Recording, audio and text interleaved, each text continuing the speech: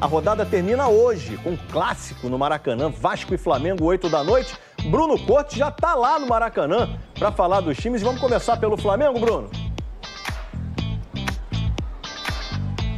Bora, beleza, Escobar? Boa tarde a todos. Olha, expectativa de um bom público aqui hoje. 35 mil ingressos foram vendidos, ainda tem ingresso à venda. Quem quiser comprar sua entrada para o jogo de logo mais, pode ir lá e comprar. Vale lembrar que Flamengo e Vasco fizeram um acordo e teremos torcida dividida. Não teremos aquele esquema de 90% dos ingressos para o time mandante, 10% para o time visitante, não.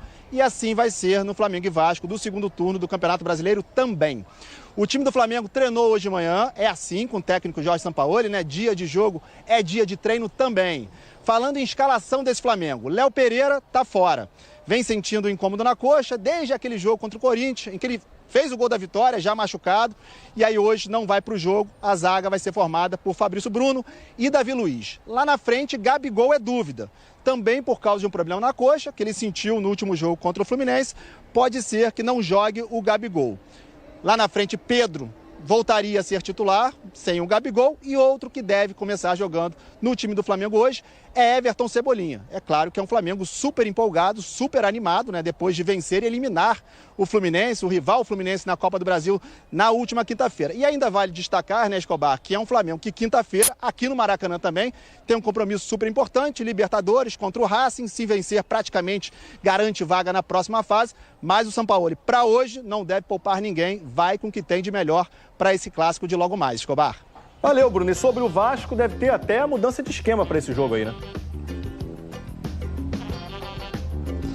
É, porque é um Vasco que vive, ao contrário do Flamengo, que vem desse bom momento depois da vitória sobre o Fluminense, né? Vive um momento muito ruim. Vem de 3 derrotas seguidas o Vasco, está 2 rodadas na zona do rebaixamento, o que torna esse jogo de hoje ainda mais importante, né? Não só uma vitória, não só dar moral pro time, dar moral pro torcedor, vencer o rival Flamengo, como também tira o time ali do Z4, tira o time da zona do rebaixamento e faz o torcedor vascaíno e os jogadores do Vasco também respirarem aliviados, assim como o técnico Maurício Barbieri. O Barbieri vem sofrendo muita pressão por causa desse momento ruim do time e, como você disse, deve fazer algumas mudanças, inclusive no sistema tático.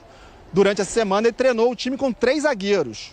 Falando nessa escalação do Vasco, né? É certo que Pumita Rodrigues está de volta ao time titular, ele ali na lateral direita, e o Pedro Raul, que cumpriu suspensão no último jogo, volta a ser titular absoluto do ataque vascaíno. Beleza, Escobar? Flamengo de Jorge Sampaoli, com Matheus Cunha, Wesley, Fabrício Bruno, Davi Luiz e Ayrton Lucas. Gerson, Pulgar, Thiago Maia, o Vitor Hugo e Arrascaeta. Pedro e Cebolinha. O Gabigol saiu sentindo alguma coisa no último jogo, tal. Provavelmente não jogue, né? Viu como é bom ter alguém à altura para botar ali? Não joga o Gabigol. O nosso Pedro? Joga o Pedro?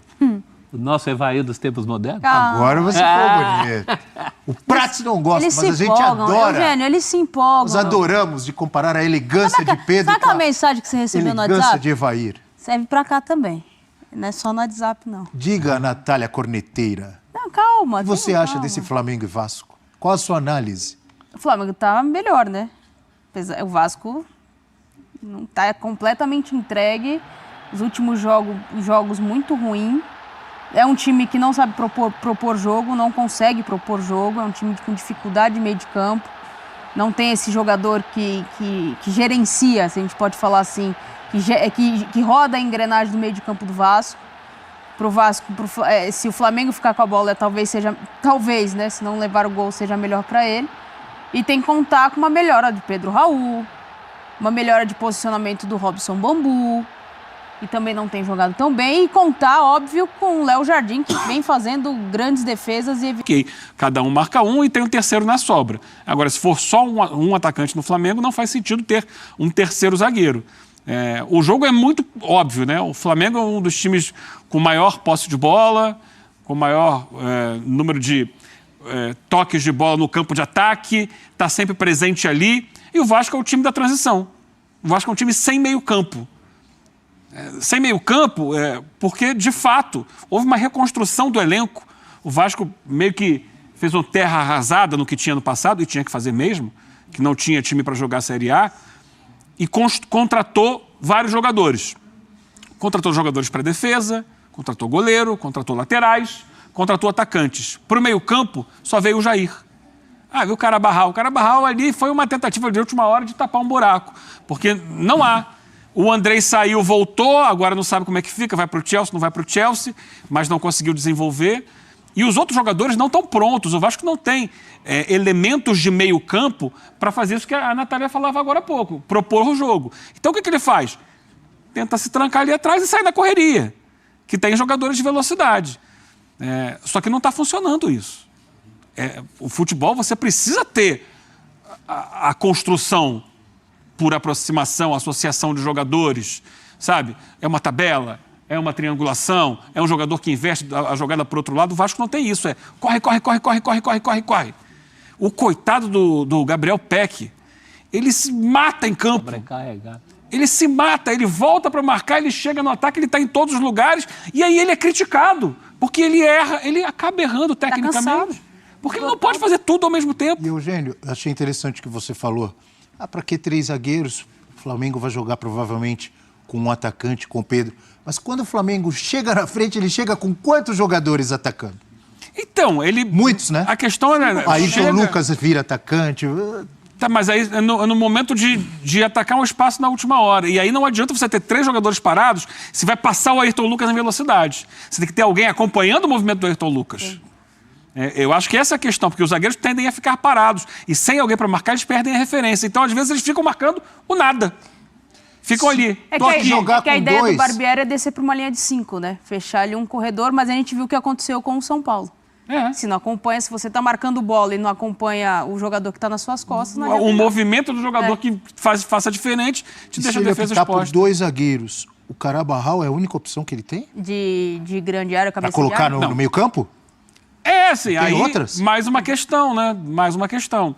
Não sei se é possível aproveitar o Marlon Gomes ou o Andrei, que estão voltando da seleção. Digo porque o Carabarral até agora não apresentou o que se espera no Vasco. E nem no Santos. Não só no Vasco, como também no Santos, né? Eu acho que outro erro que o Vasco cometeu foi liberar o Nenê. O Nenê, 41 anos, veterano e tal. Mas para um segundo tempo, ou para um primeiro tempo, segurar uma bola e distribuir. E bom ouvir você falar tem alguém aqui do lado agora... o senhor Rafael Prats e o senhor Breiler cansaram de dizer aqui nesse estúdio que o Nenê não servia mais, que o Nenê tinha que ir embora, que o Nenê já deu, que o Nenê tá lá no Juventude A essa altura estaria sendo muito útil ao Vasco. Mas eu falei não é para ser titular. Fui massacrado aqui quando eu falei isso. Levantar a cabeça, inverter uma bola, bater uma falta, bater um escanteio, porque a qualidade da batida dele ainda está mantida. Não é para ser titular, mas ajuda, entrando ali aos 30 do segundo tempo, pode ajudar muito. Agora, foi embora. Dadas as devidas proporções, quando eu defendi a contratação do Lucas Lima, era por esses motivos. Mas num nada, no nulo... O cara que tem essa qualidade técnica não pode ser dispensado. Olha o Lucas Lima voltando à pauta. No atacado, eu sou do time Prates e Breiler. Eu acho que o Vasco tinha que virar a página. Mas reconheço que é em noites como a de hoje que a gente lembra do Nenê. Hoje ele contribuiria... Eu acho que em todos os jogos... Virar a página trazendo alguém melhor, né? Virar a página tudo bem, trazer alguém melhor. Ok, se você dispensa o Nenê e traz um jogador com características semelhantes às dele, ok, você está vindo da página. Mas quando você deixa uma lacuna no elenco, não contrata ninguém, porque é uma questão que a SAF, aliás, a SAF está sendo questionada pela diretoria do clube. Sim. O presidente Jorge Salgado quer explicações. Não sei se eles estão preocupados em dar explicações, porque eles compraram, né? São eles que mandam no futebol. Mas ele quer explicações sobre esse processo. Foi prometido que na reta final, depois do Campeonato Estadual, e ainda com a possibilidade de contratar para o brasileiro, o Vasco contrataria mais alguns jogadores. Contratou o Carabarral, mais 1 ou 2, que não são do mesmo nível do resto das contratações. Agora tem a janela de meio de ano.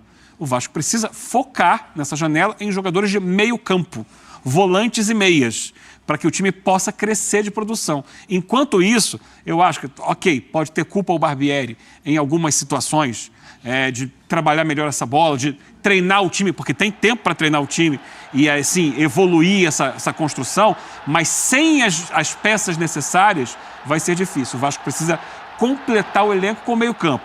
Acho que tem uma defesa razoável, tem um ataque razoável, embora, por exemplo, o Pedro Raul não tenha reserva, não tem um centroavante reserva para o Pedro Raul, mas o meio-campo é a grande carência. E sem meio-campo, A gente falava do Cano, né? A bola não chega pro Cano, mas também não chega pro Pedro Raul. Fica difícil, assim, né? É que o Fluminense tem outras valências.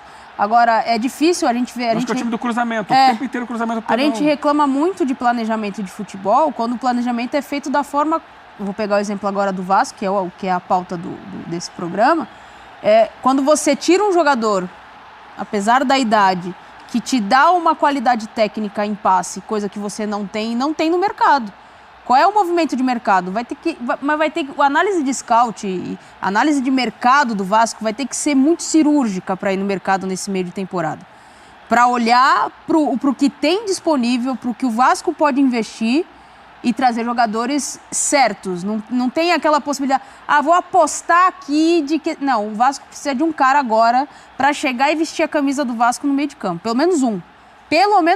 Está correndo atrás do atraso, né? Aliás, o timing é um problema dessa parceria. Ela está sempre um tempo atrás. Morosa, né? Como as coisas têm que acontecer. Foi prometida uma verba para setembro, mas se a janela é em julho, então não adianta vir a verba em setembro. Talvez que não fosse um cara à altura do Nenê, que a gente acha que é difícil, mas alguém com características de jogo próximas, como a gente está falando aqui. Eu também não entraria com 3 zagueiros, mas quando eu olho com as opções... Você também não tem como povoar o meio-campo, então como é que vai fazer? É uma situação complicada, porque às vezes quantidade não é qualidade. Se eu botar 3 zagueiros atrás, não significa que você vai se defender bem. E tenho minhas dúvidas em linha de 5 com o Piton. Piton, eu sempre me pego nessa coisa que é um jogador de melhores valências para frente, não para cá. Cara, de repente melhora a marcação dele. Olha, para a seleção italiana ter lembrado dele, será que avisaram os italianos? Você sabe que...